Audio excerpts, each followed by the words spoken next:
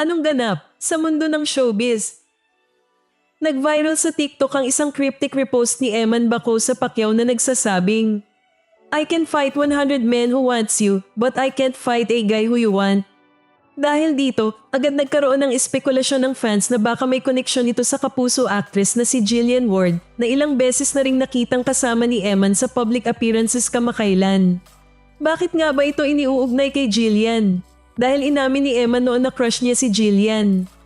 Nakitaan sila ng madalas na interaction at sightings. At kamakailan lang ay todo suporta si Jillian sa laban ni Eman. Ano nga ba ang ibig sabihin ng post?